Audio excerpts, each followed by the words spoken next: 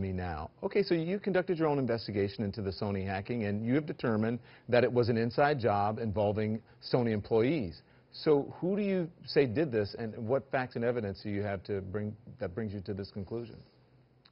Hi, Don. Thanks. So when we look at this, we look at motive, right? And what's important to note, based on our investigation, is that the date that we have nailed in terms of when data was moved off of Sony and was far earlier than the timeline that has been revealed so far. And our date points to October 21st. And when we look at the over 100 terabytes of data that was moved off, which is an incredible amount of data, there was quite a bit of information, HR-related information, that was included in that release of files. So what we saw was that there were a few suspects that we had been looking at that were not included in that release of information, and these suspects have, at least one, had ties to and critical knowledge of Sony systems, IP addresses, credentials, etc., and also had motive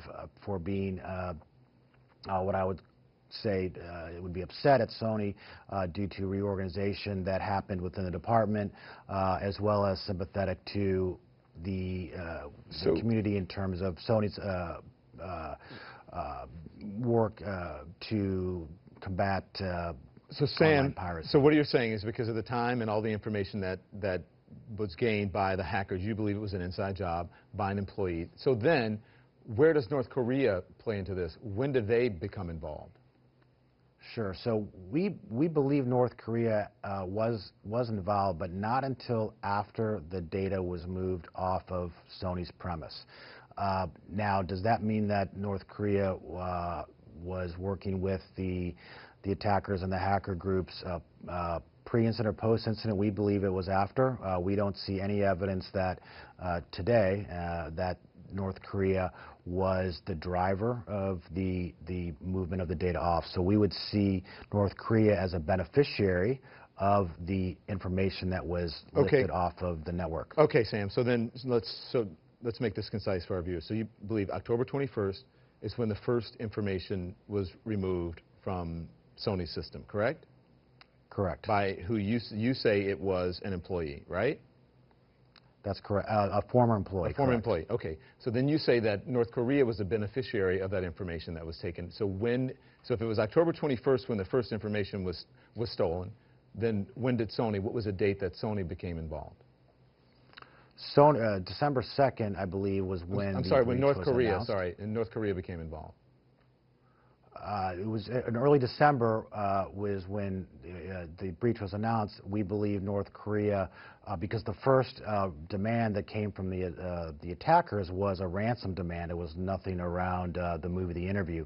So it was 1 to 2 weeks post December 2nd, so call it early to mid-December, when North Korea took advantage of the situation, was able to benefit from the data that was released. Are you saying did the employee sell the information to North Korea?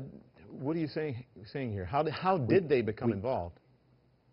We don't know. That part of the investigation, we're continuing our work, but I don't know how North Korea tied themselves to the original leakers. But this is a community of hackers that has a long reach, and it would not be impossible at all for North Korea to involve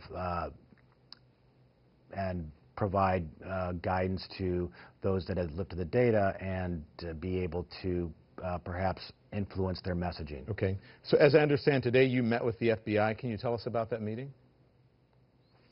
We've provided our initial findings to the FBI, and will continue to provide law enforcement with our information. Okay. So what are the next steps here? So the next steps for Norse is really to do two things. One, we want to help educate enterprises that the insider threat is a very real one, and one that should be taken seriously.